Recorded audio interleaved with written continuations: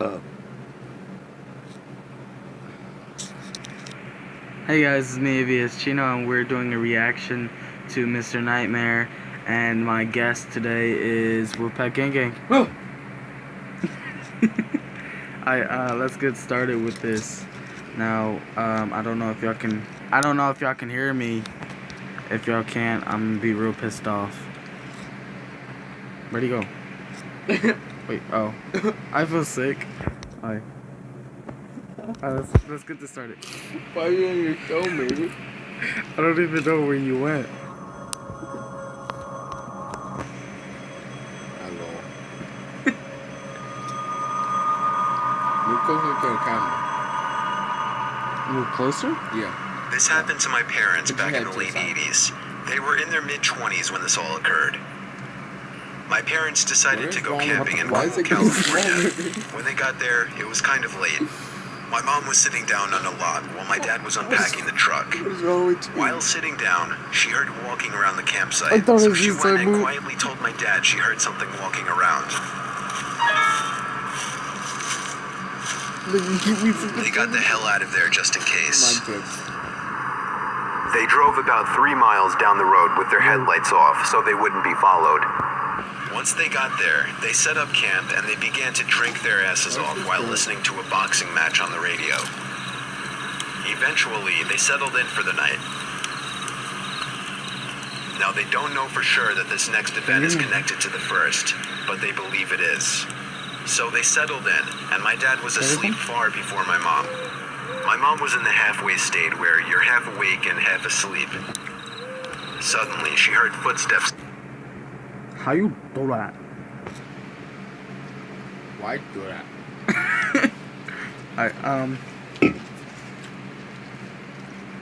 Outside the tent. Oh, by the way, this is like at 2 o'clock in the morning, so this is gonna be real scary for us. She abruptly snapped back to consciousness and listened. She tried waking my dad, but he was way too out of it. She listened for what seemed like hours when suddenly she heard the words, "Here I am, I'm going to kill you," from outside the tent. While saying this, the man ran what she believes to be a knife along the tent. She could hear him walking and dragging the knife. She was literally frozen. She couldn't say anything or move.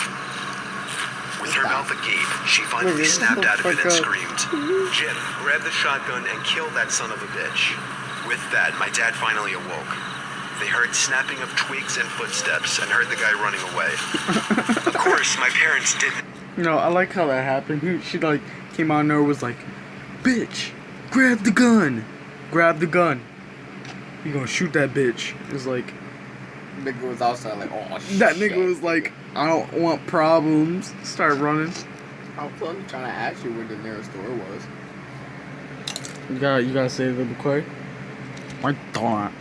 Have a shotgun. It was a bluff that actually worked. My dad got up seconds later and Yo, what happens if this guy was true gangster? If he didn't care you had a shotgun. He just stood there and was like, began to run after him, but he was long gone. After that, my parents decided they were getting the fuck out of there before anything else happened. The fuck? When they got to their truck, they found out that their tires had been slashed. They were in the middle of nowhere and had no way out with some maniac that wanted to kill them nearby. They actually tried blowing up the tires with one of those things you use to blow up rafts. Obviously that didn't work, but they had to try, right? About an hour or so later, a ranger that was patrolling the area came along and helped them out. He brought them back to town so they could get their tires fixed. While talking to the ranger, they found out that he had been searching for any suspicious activity due to recent murders nearby. My parents were likely the murderer's next victims. I tried to find some of the murder cases online, but was unable to.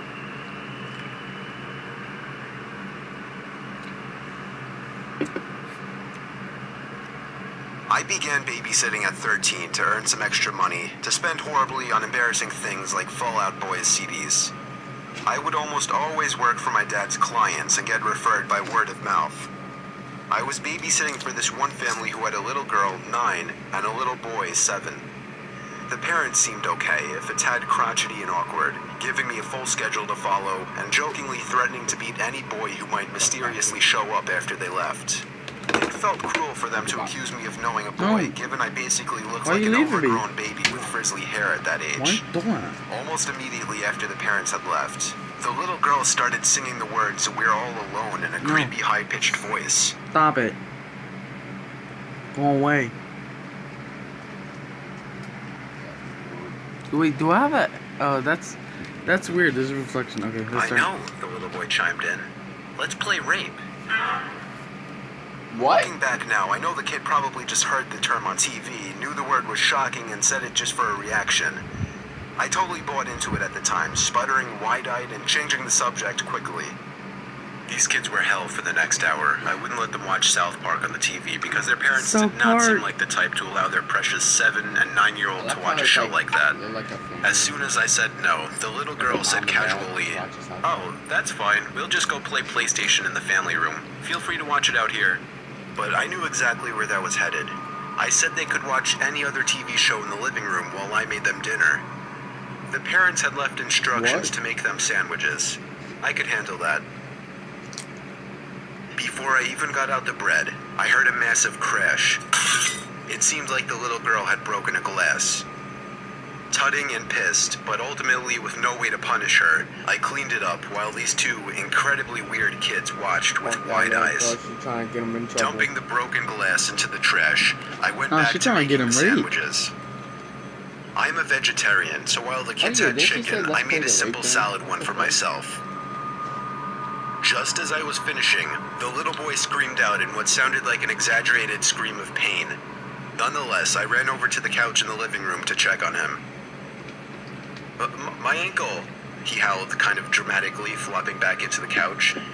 By the way he yelled it, I could tell he was a horrible actor. While I tried to figure out how he had allegedly hurt his ankle, the little girl slipped out of the room. Peripherally, I was aware of this, but didn't really pay it any mind. I was focused on this little boy pretending to be in pain. He kept saying, I went to stand, but it hurt too much. I don't know. He kept saying this over and over until his eyes suddenly flicked to just behind me where I could see the little girl standing with a perturbing smile on her face. And just like that, he was miraculously healed. At this point, I was just thinking these kids were really weird, craved attention a little too much, and probably needed more parental involvement. Whatever, I was 13 and that $60 was only 4 hours away. I set out the sandwiches for the two to eat at the dining table. Then I went to get us all soda and returned. After pouring soda for both of them, I realized they hadn't even taken a bite of their sandwiches yet. I asked them what they were waiting for. Then they smiled. For you to take a bite of yours? For some reason, I felt like my heart dropped after she said this, and I'm so glad I had the gut feeling to open the top part of the sandwich, because when I did, I saw glass. Broken glass. Broken glass that I'd put in the trash. I stared in horror at the two kids staring at me with menacing grins. I lost it, shouting at them, explaining they could have easily injured my mouth. What's wrong with you two? Instead of crying or apologizing or pretending to be ashamed or confused, these two little fuckers began laughing. Not like kids, it was too low. It wasn't that silly, typical kids laugh. It was low and threatening. I'll never forget that noise. My immediate reaction was, these kids are too young to be laughing like that. I called my older sister, cried about what happened, and she came and stayed there with me. We left the house with chills after the parents arrived. I never babysat for those two again. What I can't get past is the level of premeditation that went into sprinkling that broken glass into my sandwich and the totally remorseless way they responded to my getting upset. They were unlike any two kids I've ever met before. I bet. With the shot in the face, bro. Bang, bang. Nah, I would have been This like, happened yo, 3 what the years fuck's ago, your August problem? 2013 at the time Like, of you wanna writing get this. karate chopped? I'm 25 years old, and a few years ago, me and 4 of my buddies who are all the same age as me were on our way to New Hampshire for a vacation, or a one-week trip rather, to a small getaway home that my buddy Johnny owns. It's in a very rural area, which is ideal for hunting, skiing, off-roading, paintballing, and overall just having a nice rural escape from the city. Why in New Hampshire, you may ask? Well, apparently his grandparents owned the land as their own It's little just like- vacation spot before they passed, and he didn't want to sell it. This was the first time he'd be going up there for a whole year. We had a late start to the day, so we left Massachusetts around 3 o'clock. And after making a bunch of stops on the way there, we were finally That's a just about long there ass at about road. 7:30. Isn't it? It was starting to get dark now, and the isolated country roads were a bit spooky at this hour. We pulled It's like onto the dark. property It's off like the dirt Deptford. road, and Johnny slammed on the brakes and said, It's not even Oh that my bad. God. It's like Deptford, like just. we all looked at the 4 home o'clock. and saw the front door was Go down open. the street. And Maddie, one of my other buddies, pointed out the flashlight shining It's around not inside the Edgar. home that we could see Deptford. through the window. Mostly everyone in here is Dude, from we Deptford. gotta get the fuck out of here, I told him. Johnny did something that surprised all of us next. He stepped on the gas, approached the home, and laid on the horn for a good 10 seconds. The lights coming from inside the home went dark, and there was now nothing but a dark, unlit home with the front door open in front of us. Johnny was like, alright, let's go, as he aggressively left the car, ready to confront whoever was in there. We all followed behind. Johnny ran up the front porch, stormed into the home, flashlight in hand, and started yelling like a maniac. My heart was racing as I entered the home. Johnny told Maddie to run down to the basement with him, while me and the 2 others scouted the main floor. We all used our phones as flashlights. The electricity wasn't turned on yet, of course. Alec checked the kitchen, Amir checked a small bedroom and bathroom, while I checked a master bedroom down by the end of the home. It was seemingly empty, but I was afraid to check any of the closets. I reached out my hand closer to the doorknob of one of the sliding closets, but that's when I heard Maddie and Johnny screaming from the basement. At the same time, the closet door in front of me pulled open with force, and somebody emerged quickly, grabbing me and locking me in a hold. Before both of my friends ran downstairs, I got their attention by yelling, and they came to my aid. They both pulled the guy off of me, and he ran out of the house. We all ran downstairs expecting to find more intruders, but found something much more disturbing.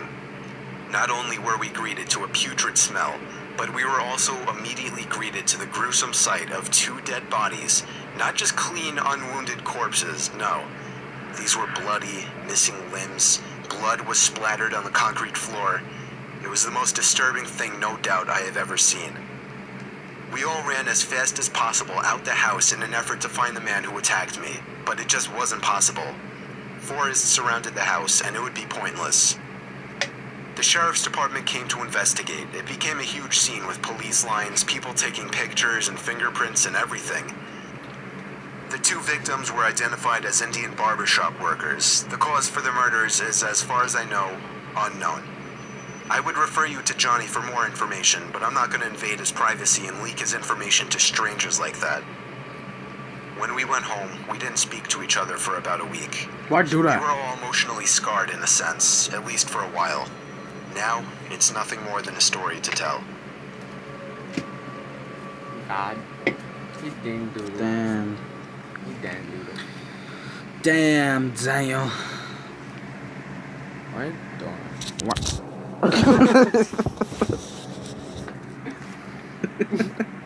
What? Don't. What? Don't. Alright, this is all we have for you guys. Like I said, We can talk about the video.